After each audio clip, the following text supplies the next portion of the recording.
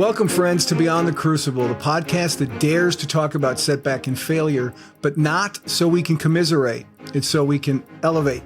I'm Gary Schneeberger, the co-host of the show, and our mission today is to offer you the hope that your crucible experiences, those tragedies and challenges you've faced or are facing right now, do not define you. They refine you. They did not happen to you. They happened for you. And no one I know knows that better than the founder of Beyond the Crucible, the host of this podcast, and my friend, Warwick Fairfax. Warwick, we've got an extraordinary story to talk about today, don't we? Absolutely. Very much looking forward to it. And it is an extraordinary story, folks, because our guest today is Kim Cantin. Kim enjoyed a 20-year career in sales and marketing leadership in medical devices, working for a Fortune 500 company. She met her loving husband, Dave, at Johnson & Johnson, and they started a family with two great kids, and her words, not mine, their goofy dog. Later, Kim created her own successful marketing consulting firm and eventually worked as a senior director of marketing for Teleflex Urology. After the devastating mudslides of January 2018 and surviving the experience, she felt compelled to write her first book, Where Yellow Flowers Bloom, with the hope that it will help and inspire others. She is still an active member of the Santa Barbara community. When she isn't spending time with her daughter, friends, or family, she is with her two pups. Warwick, lots of ground to cover here, so I'm going to be quiet and let you take it away. Well, Kim, thanks so much for being here. There's a lot to cover in your story. You probably feel like it's you've lived several lifetimes in what you've been through. And so let's start at the pre-Crucible. I understand, I think you grew up in Canada, and pre-Crucible, it just seemed like life was pretty magical. Life was idyllic. So just talk about maybe a little bit growing up and just the pre-Crucible life that you and Dave had and your kids. Yeah, you hit on it, right? Was raised part of my life in Canada, and then we moved to Southern California, which was almost like a different planet, but I loved it. I can imagine. I loved it. Went to junior high and high school there, and went to college, Southern California. I found a career of my dreams, which was working with a medical device company, working with top surgeons around the world, and top nursing staff around the world on some, game-changing surgical procedures, as laparoscopy was transforming the way surgery was done, as is now robotic surgery is transforming a lot of the way that surgery is done. And through that, I met my husband, and I had finished my undergraduate. I'd gone to business school. I had a career I enjoyed, and met Dave, and he was a perfect match for me. And we had two beautiful children, and we both worked, and we both supported each other in our work, and we both supported each other parenting. And he was my best friend, and my husband. And we had a great dog. We found a house that we thought was our forever home, living in an idyllic little town with a great school that was down Schoolhouse Road, which was, just like it was all Mayberry. And life was pretty grand. Yeah, I mean, it sounds that I'm, even though I'm from Australia, but live on the East Coast most of the time in Maryland. I visited Montecito. I used to know some folks at Westmont, and it's just such an idyllic place, great Christian college, and it's a nice part of the world. So life must have seemed, could it get any better than this?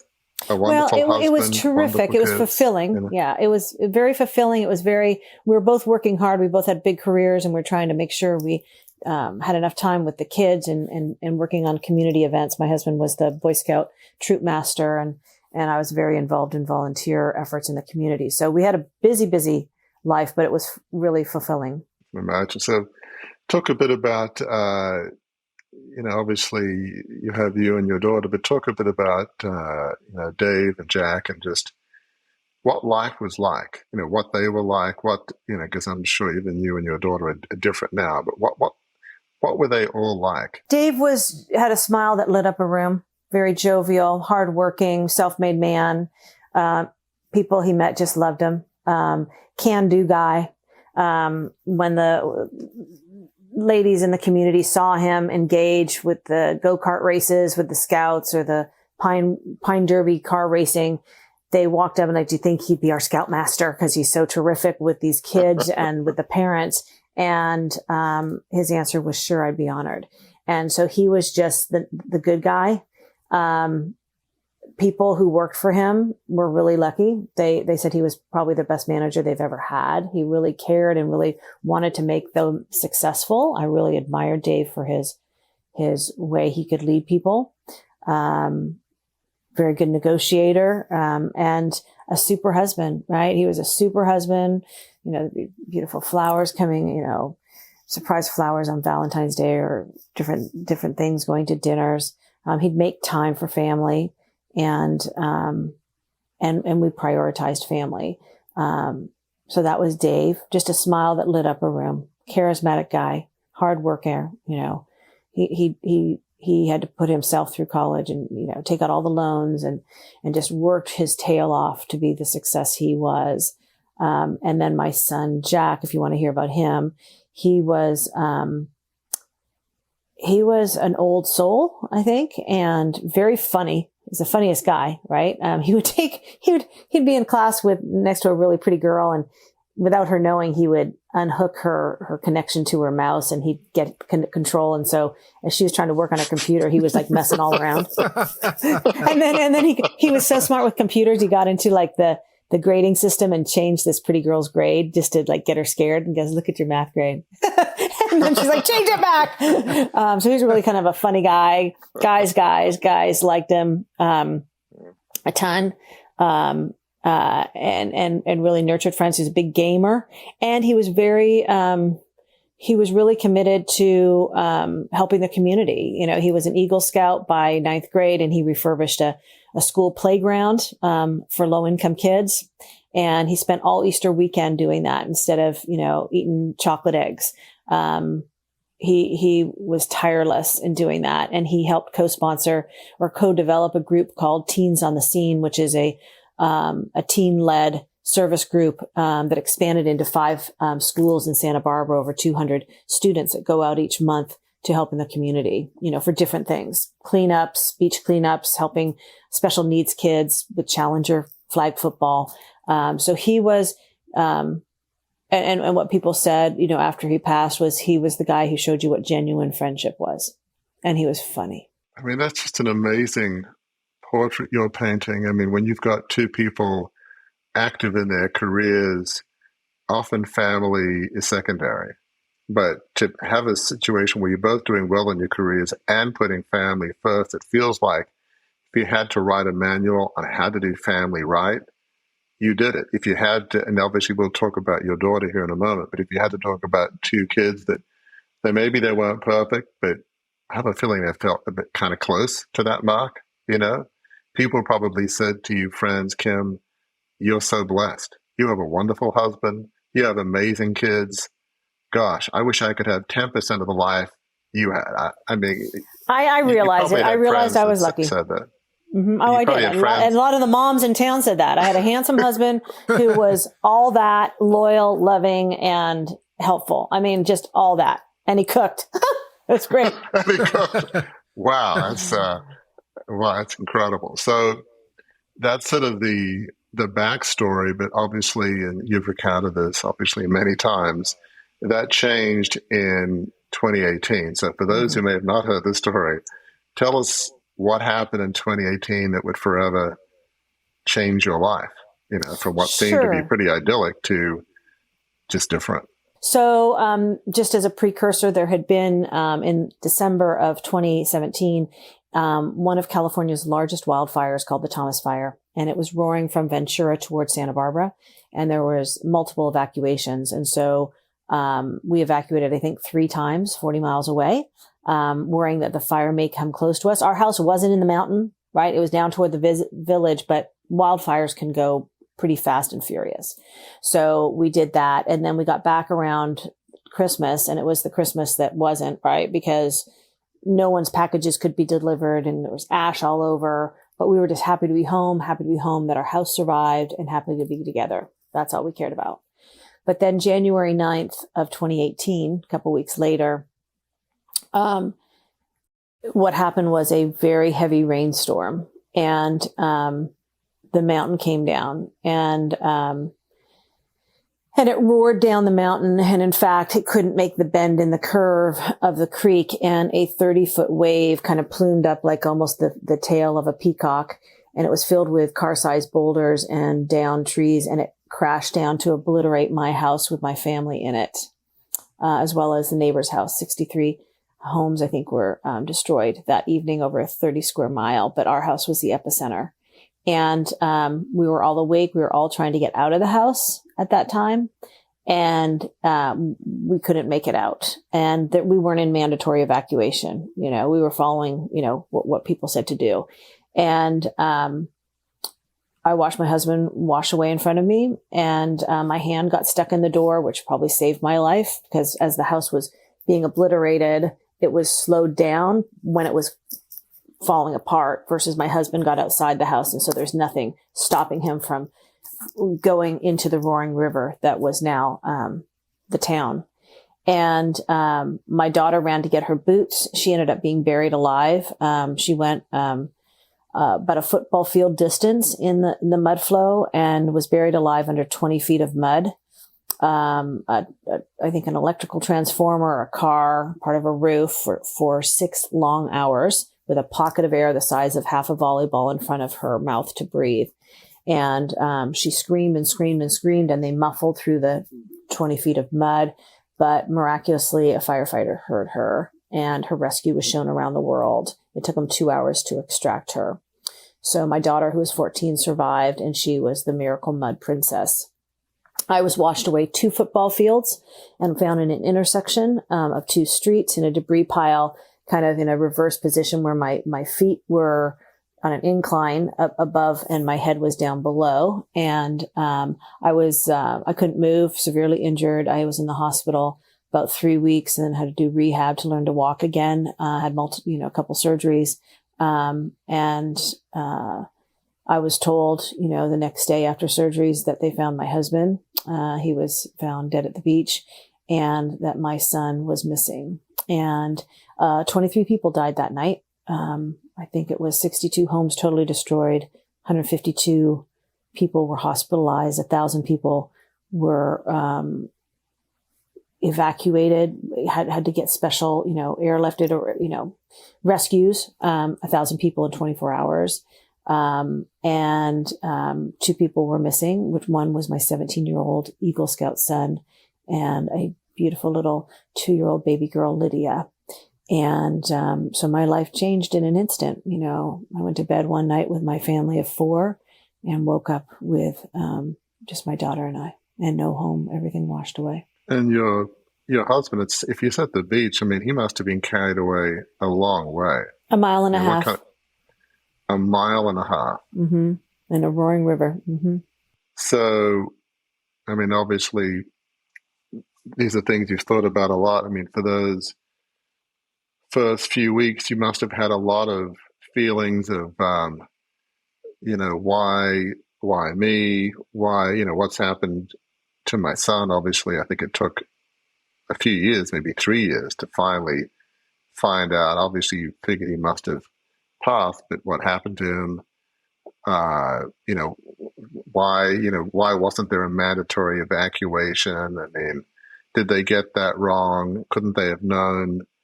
Your husband, you can't help thinking, a mile and a half, how was it instant? Was it how long was it? That just seems there was a lot of agony around it. So what were those first few thoughts?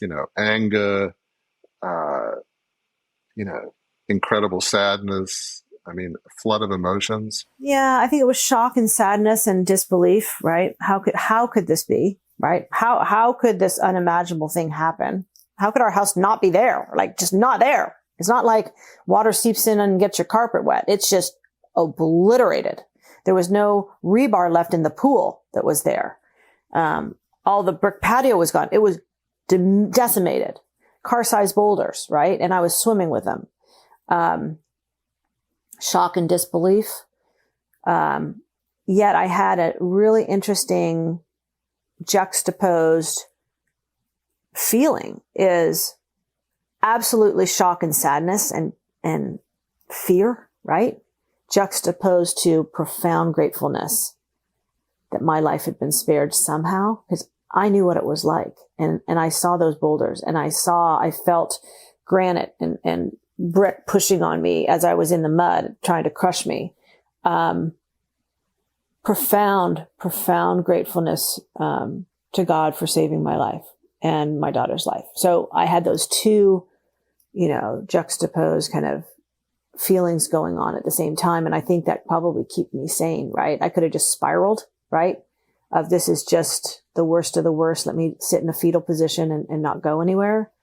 But because I was really lifted up with the realization of, how does my daughter survive for 6 hours buried alive, and the pocket of air happened to be by her face and her mouth, not her kneecap or her belly button. There was just miracles that happened that night. And I was just so profoundly grateful for my life that had been spared, because if I hadn't, Lauren, my daughter would have been alone, right? I read a story about you, Kim, and it's interesting that they talk about in the story how at 11 years old, you lived in Canada, and you were a big fan of snowshoeing.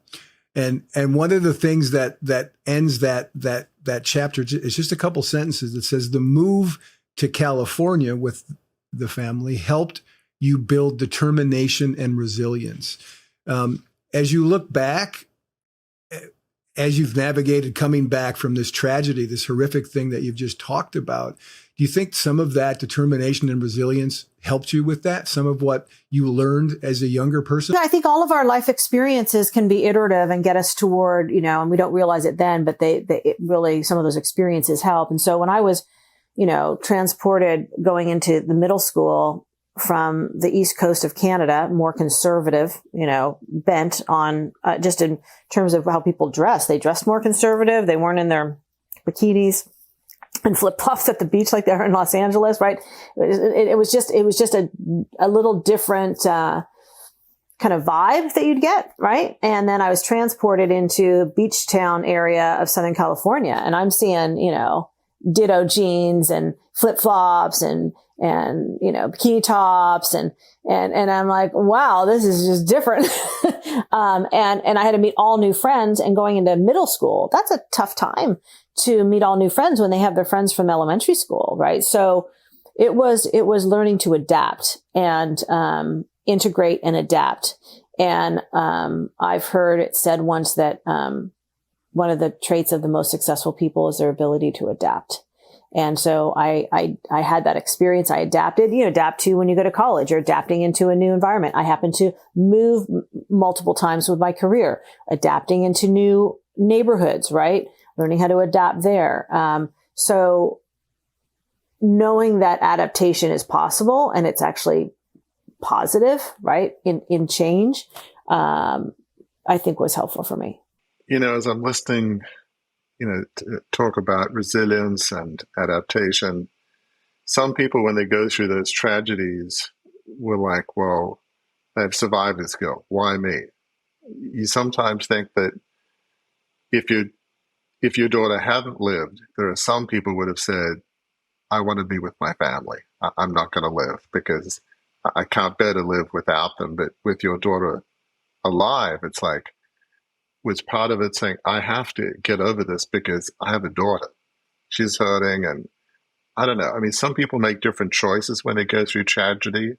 You can't change what happened. But the fact that you had a sense of gratitude rather than survivor's guilt, you were just thankful to God that you were alive. Not everybody has that reaction. So what led you to have the reaction that you did? I think Lauren and I saved each other's life, right?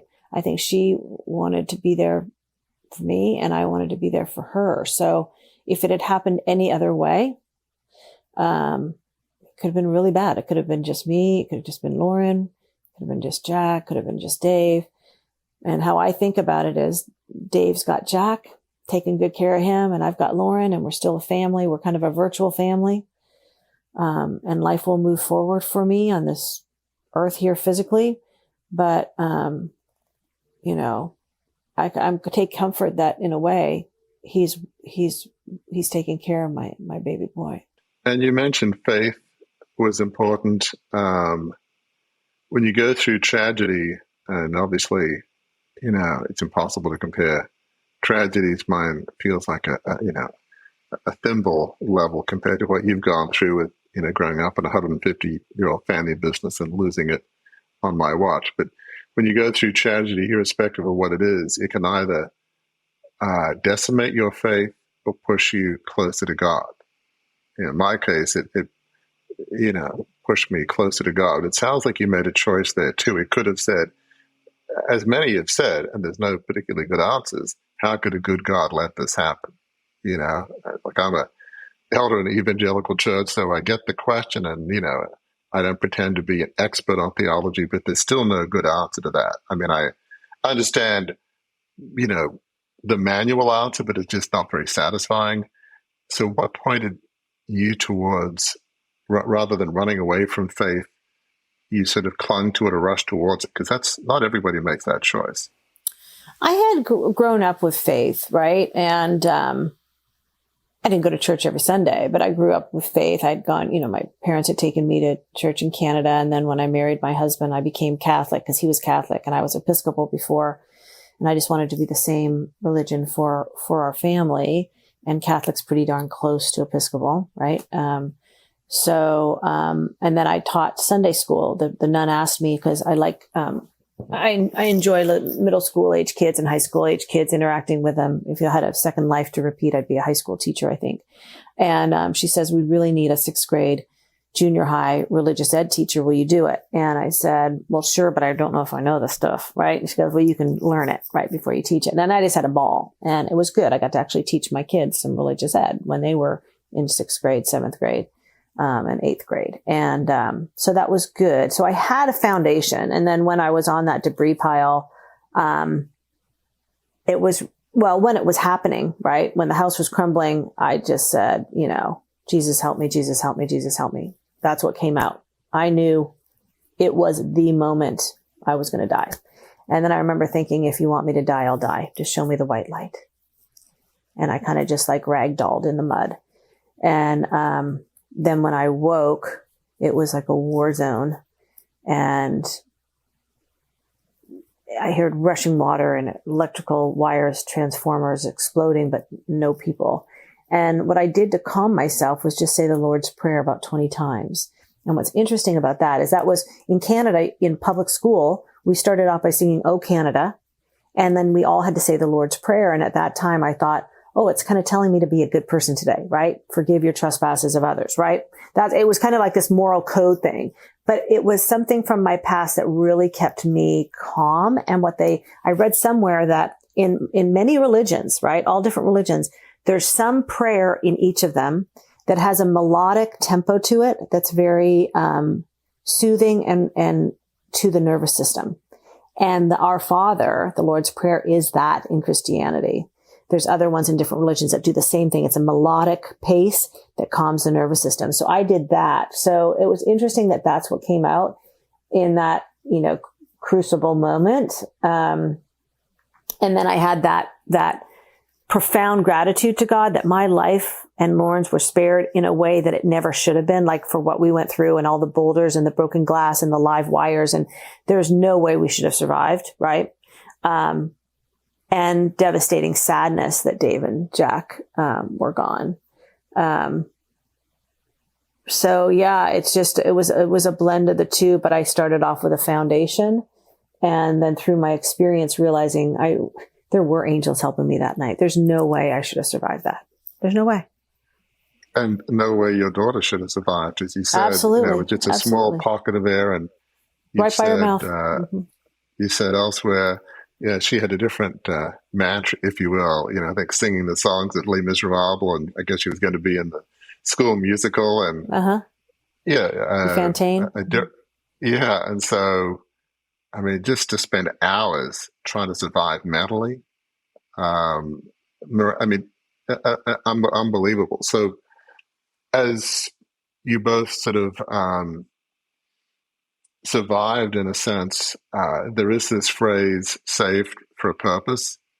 And it sounds like that's really the life you and your daughter have lived. It's hard to fully understand, well, why did God spare us? And I don't know that we'll ever, this side of heaven, fully understand the answer, but I have a feeling you feel like, I don't know all of the answers, but I feel like there's a purpose, that there is a reason. I believe that for Lauren and I, there's something that we need to do through this. Lauren, when she sings, people are moved. And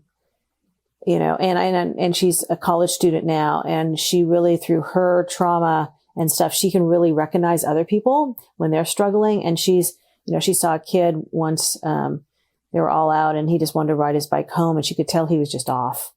And, she said, I'm going to ride with you. Well, he was thinking of doing something pretty dangerous to himself. And she talked to him and got him the help he needed. And so I think, she's such through her trauma and all the work she's done to work through the trauma, she has become such a wise person. So I can see her doing great things in the trauma space. I think her singing is something that moves people. So I can see her doing that. And I wrote a book, right? And I'd never written a book before, and it's won a couple awards. I'm like, how could that happen? But what they're telling me is it's really inspiring to people going through tough times. And if it lands in the hands of the people who need it the most, then that's a good thing. That's a good thing. It's making some positive out of such a negative. Absolutely. So talk a bit about that purpose that emerged. And I think one of the things that you talk about is the value of community and how that helped you. Obviously, a community to try to help you move forward, but you also had community to try to find your son. Where was he? And that was a long journey.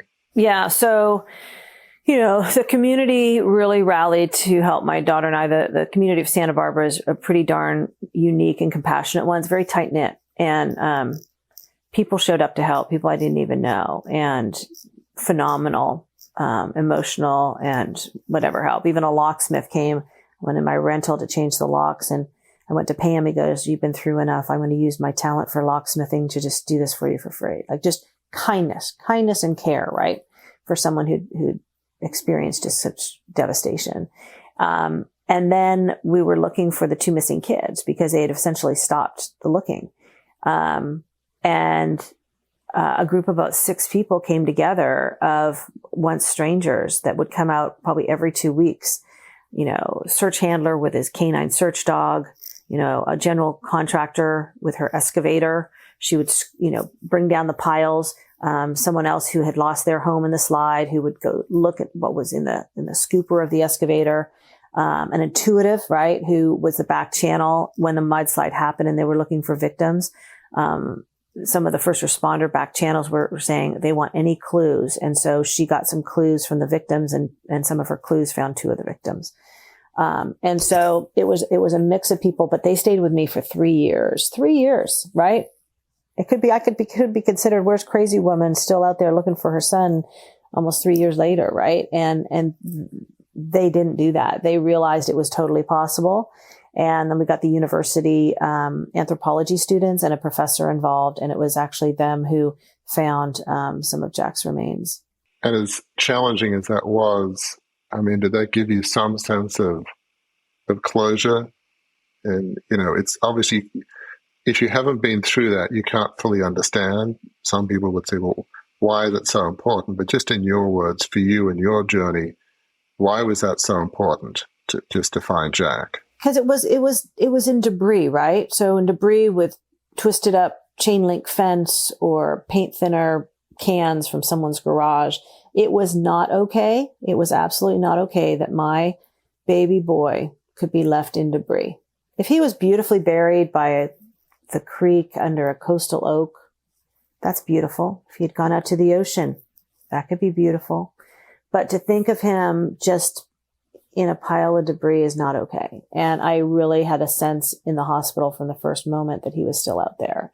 It was just a visceral, he is out there. And when the different intuitives who never charged a dime, they just wanted to help, they would say, Jack kept saying, I will be found. I will be found. I don't know when and where, but God told me I will be found. So just relax, Mom. I will be found. And I just had that sense. And what was interesting is once we certainly didn't find all of them, he's probably electrocuted and there's massive boulders, he was in different places. But, what we found, and I really sensed it when we buried the remains, is there's real importance to cultural rituals around burial. And when I saw that casket, even though it was empty and I was just putting in some bones, right? It was a part of closure. I felt there was dignity to tuck him in the casket, lay him in the plot next to my husband, have the headstone. It was a proper taking care of that gave me some closure. We might, if it rains heavy one time and things road, we could find more, but I'm at a better place just because we got some buried. Talk a bit about the book that you wrote, and I love the title, Where the Yellow Flowers Bloom, a true story of hope through unimaginable loss. I mean, that concept of hope and unimaginable loss, it seems like those two concepts are not possible. So what led you to write the book? And I guess it's part of a broader mission that you have and your daughter has. So just talk about what led you to write that? What was your heart behind that? Yeah, it was well, to start off, it was COVID, right? So we're staying in the house. There's not much to do. And I was worried that I would forget some of the details. So I said, I'm just going to write this down for my future grandkids one day, right? They can hear it from me, what happened. So as I started writing, I realized wow, I think this might be helpful to other people.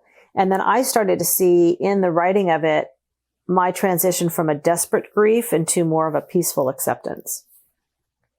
And the wisdom I had learned along the way. And so, my sacred search team, because there was so many miraculous things that happened in the search, it was mind boggling. And I don't understand how they happened, but I cannot deny that they happened because they happened and other people saw they happen. And they're all weaved through the book, some just really fascinating things. They're like, you have to write this down. You've got to write this down. You've got to write it down. And so I did. And, it was a very cathartic process for me. And I'm delighted to hear it's helping other people. And they're saying it really is an inspiring book, even though it's a tough subject. The few chapters are tough to get through, hearing the horrors of what's like being buried alive. And in it, Lauren tells her story about being buried alive, her firsthand story. So it has that element in it. And then the title came from, I credit my daughter, and it was just beautiful how she came up with it. When the university students found some of the bone, the soil was filled with every toxic element. They called it toxic soup. It had arsenic in it. It had tons of bacteria in it.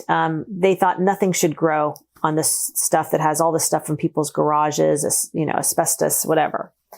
Well, the pile that Jack's remains were found in was covered with beautiful wild yellow flowers. And so the students clipped some of the flowers and they put it in a vase and drove it over to me and said, we wanted you to have these flowers from the pile that some of the remains were found on. And they said, life found a way. And I said, no, love found a way. I said, we were all looking, and it was no one thing. We brought in science with ground penetrating radar. We brought in the university team with their science. We brought in intuitives for spiritual, any information they'd get there. We brought in canine search dogs. We brought in all these different things. It was no one thing. It was a combination, but it was the combination of so many human beings using their talent to try. And that is love, right? That is love.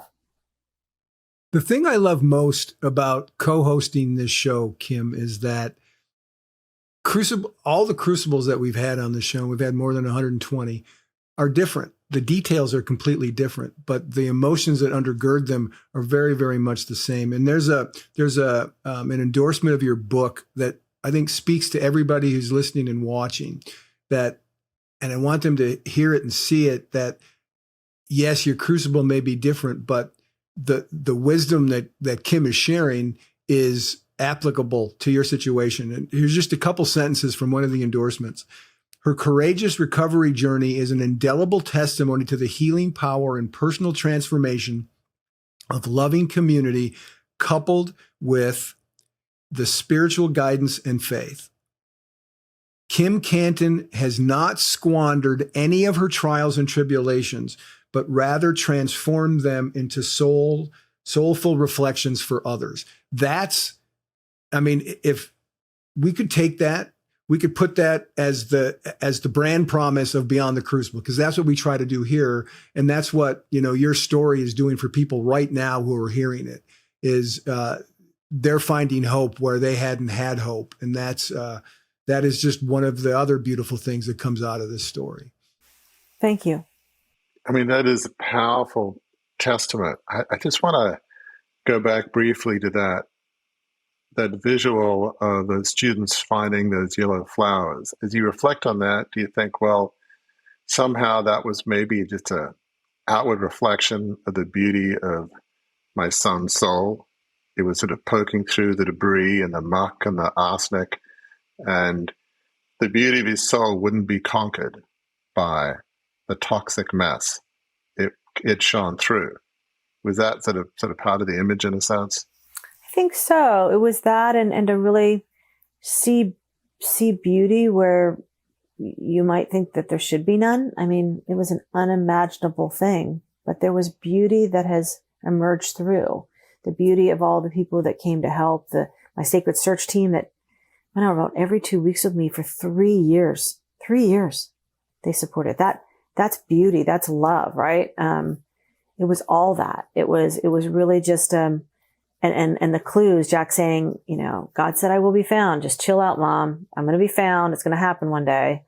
And it did. And it did in a beautiful way with the yellow flowers, right? I feel like through what you've been through, when you go through tragedy, you have the opportunity to have wisdom. You can squander it, and as that testimony said, you certainly have not. You've done your level best to get every ounce of wisdom you can, not just for yourself, obviously to help others. And it feels like you're living a life of purpose in which you're using this tragedy to help others. And it just seems like amidst the devastation, there is beauty and hope and love with the community, with friends that you probably didn't know that you had. And new friends. I met new friends that are so, right. I'm so grateful they're in my life. Tragedy can bring that about, whether it's a war zone or just loss of loved ones. And it feels like, there's so much in the world that is broken and divided, but you got maybe a glimpse of what's right in the world, of, loving people of all different backgrounds and spiritual heritages coming together. Did it feel like a bit of a gift to say, I didn't know that there were people out there like that, at least not at that level? I think part of my experience for me is that I recognize it more readily and I feel it more deeply. The deep level, I'm not going to say I was superficial before. No one would ever have said that. They wouldn't have described me that way. I was just so busy in my life working, getting dinner ready, doing that. Now I think I pause and I recognize when some fabulous human stuff is being done. I notice it more. I think I notice it more. You're more aware of life, and that makes sense. So as you think about just the purpose of your book and the purpose of your life, what would you say that is? The purpose of the book, I think, is to give people hope through my, I had a really bad experience, right? And I hope people think, if she can get through that, I can get through what I'm going through. I think that's the purpose, is give people the hope that they can move forward, and there will be some silver linings. There will be, right? And you're going to change, and that's okay. That's how we need to evolve, right? And hopefully just evolve more toward love. And what's my purpose? Well, last night I went and gave a talk to a high school academy of, freshmen, sophomores, juniors, and seniors. And there's nothing better. And I was really talking to them about, you're sitting in your seats, right? And your life might pivot one time, and it's how you respond, right? And my life did pivot. And my son, who was, arguably about their age, right, never came back to class after January 9th, 2018. So their classmate there was an empty seat. So I don't think it can't happen to you. So I think my purpose is for those who are interested, tell my story and what I hope happens and what I woke up thinking this morning, because I just love talking to that high school age. And just to think, I bet there's someone in that audience of 100 people I spoke to last night that indeed will have a really bad experience in their life. And maybe, just maybe, they might remember when I came to talk, and they remembered, because their faces when they heard my story was like, oh my God, that's a really bad situation you had. They might remember that, and that might be a snippet of what helps them. That's what I hope. I think it can help them ask or answer different questions, such as, what is my purpose in life? If life is about serving others, which I know you believe and we believe, we talk about in our framework, a life of significance, being a life on purpose dedicated to serving others. And that can mean different things to different people, but that's the central question. And so helping young people understand, or just ask themselves the question, well, what's my purpose? Who am I meant to serve? When tragedy does happen, maybe I won't understand the why, but I hesitate to use this word, but I've had other guests on the podcast use this word. What is the gift? What is the silver lining amidst the tragedy? I mean, that's a concept I wrestle with, but too many people have used the G word, gift, with unspeakable tragedies. I can't just dismiss it and say, well, it doesn't make it good or right. But yeah, I mean, I guess it pivots to another question, and you're answering this, but have you used the word silver lining, some silver lining that came out of this horrific tragedy, that, some blessing amidst the tragedy? Well, I think I live life more present. I feel more deeply. That's a blessing. I appreciate things more deeply. That's a blessing. I've met people in my life who I wouldn't have met, and they're a blessing. I think being present and feeling more deeply is a fabulous human experience. I will take this opportunity to offer what I hope is another blessing to you, and that is to give you the chance to let our listeners and viewers know where they can find you on the internet and where they can get your book, most importantly. Thank you. Yeah. So, Cantin.com, it's like a tin can, Cantin, Cantin. KimCantin.com is where that's my website. The book is on Amazon, and the cool part is it's done really well in paperback and hardback. And we have in the Kindle version, but we're just finishing up this week the Audible. And what's so cool about that is I read the story, but then my daughter says, Mom, can I read my story about when I was buried alive? And so it's going to be having her telling her story that's in the book, but she reads it. And how she endured and what she thought about when she was buried alive and how she kept herself alive. And then I read the rest of it. And I'm really excited about the Audible because I just, as I read it, I'm like, I think this is going to be more meaningful for people. And so that's on Amazon. Amazon is for the book, and then Audible will be coming out on Audible. And then in local bookstores, I think it's at like Target, Walmart, Barnes and Noble. I think you can look there too, but Amazon's really easy. It's where yellow flowers bloom, a true story of hope through unimaginable loss. So talk about your daughter, because you mentioned her, and it'll be great to have her tell her story, part of the story in the book. So I imagine there's cross currents between your purpose and Lauren's purpose, but just talk about kind of at least your perspective on what your daughter's learned and her purpose and the journey you see her going through and pursuing. She's a college student now, and she's fascinated in psychology. And she's done a lot of work on her trauma. And so she part of her gift is this wisdom that she's learned about herself through all the work she's done, trying to undo some of the damage to the nervous system that was done, right? Really complex PTSD. And she's done a phenomenal job, a phenomenal job. And so I think her gift will be helping in that space. Maybe she could be a leader in that space, perhaps one day. And or something with singing. She moves people to tears when she sings. She's got a richness in her voice. Her dad and I never had that gene. You don't want to sing it, right? But she really, and she sang with big people. Katy Perry, Kenny Loggins, Brad Paisley. She sung with David Foster. She sung with some pretty big people, and she's really good at it. She's worried about, like, can I make a living with it, right? And she's pretty pragmatic. But I think it's, and I've seen her help her friends who are struggling or in trouble. She's just wise. She's wise. And even some of the feedback she gives me is just wisdom. She's just learned so much about the human psyche.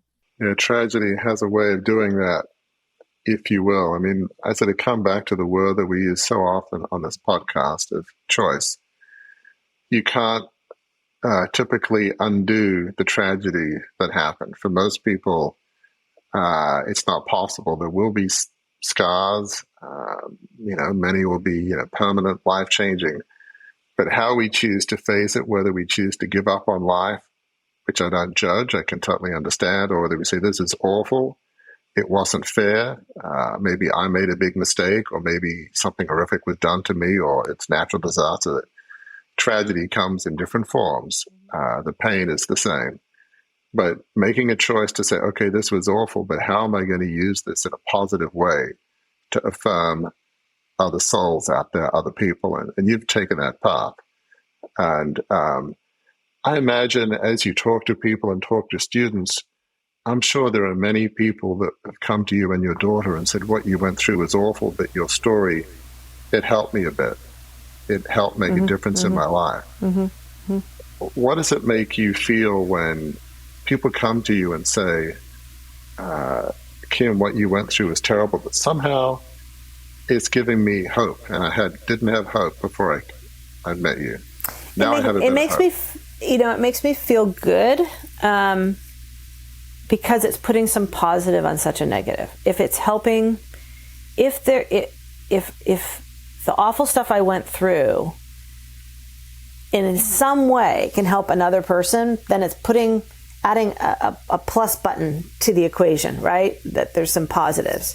So I appreciate it. I'm grateful for it, and I'm actually delighted because it's changing the scales a bit from all this bad, bringing up, okay, but there's some good, right? And so I feel grateful for it. And I don't know whether you feel this, because again, I don't compare crucibles, and I feel like most of the people we have on the podcast, their stories seem to be a whole lot worse than mine. But in my own small way, when I've spoken to people about, what I've been through and the lessons learned, there's a little drop of grace, maybe a drop of healing. And again, I'm not going to compare Crucible, because to me, what you've been through is like, Mount Everest, and what I've been through feels like a little molehill. But that being said, I don't know if you feel that there's it doesn't make all the pain go away and all the loss and missing, Dave and Jack. But do you feel like little drops of healing, maybe, even though it might be really small, just some level that makes it feel a bit better than the day before? What I tell, a friend of mine who from high school who tragically lost her son this past year, and what I tell her is it'll get lighter. I think for me, it gets, you continue to miss your husband and your son, but somehow in a little way, the grief gets lighter, right? Especially if you can move forward and you can add new things in your life and have some experiences where you find joy. If it's going to a concert and listening to beautiful music, whatever, it's going to a botanical garden, whatever it is that gives you joy, whatever it is, right? That starts filling the cup up that has these big stones of grief. It starts filling it up with some other things. so that there's not just the grief there. A final question I want to ask is, there's going to be some folks that are listening today, and maybe today feels like their worst day. Maybe a tragedy has just happened. They might feel like they're at the bottom of the pit, or as one guest said, the pit was so bad, the bottom was limitless. There was only down. There was no hope. There was always worse. Tomorrow could definitely be worse than today. Some people have that level of grief. For somebody who feels like today is their worst day, what would a word of hope that you would have to offer them? It was what was told to me when I was in the hospital. A woman who was helping me leaned over and said, when going through hell, keep going. Just put one foot in front of another, keep going. When going through hell, keep going. It's not always going to be that way. Just don't keep your feet planted in hell. Keep them moving and walk out of it. Folks, I've been in the communications business long enough to know when the last word has been spoken on a subject, and Kim Cantin just spoke it very succinctly and very movingly. So this wraps another episode of Beyond the Crucible. Please remember, until the next time we're together, that we understand. You heard it here, both from Kim, the tragedy, the horrific tragedy that she went through, but also from Warwick, from his perspective, his crucible. You hear it every week from us, and we know they're painful, but we also know this, and Kim's story makes this crystal clear, that it's not the end of your story. Your crucibles are not the end of your story. If you dig in, if you learn the lessons from them, if you come to share those lessons with others, they can lead to the best chapter in your life, in fact, because where that chapter takes you is to a life of significance. If you enjoyed this episode, learned something from it, we invite you to engage more deeply with those of us at Beyond the Crucible. Visit our website, beyondthecrucible.com, to explore a plethora of offerings to help you transform what's been broken into breakthrough. A great place to start? Our free online assessment, which will help you pinpoint where you are on your journey beyond your crucible and to chart a course forward. See you next week.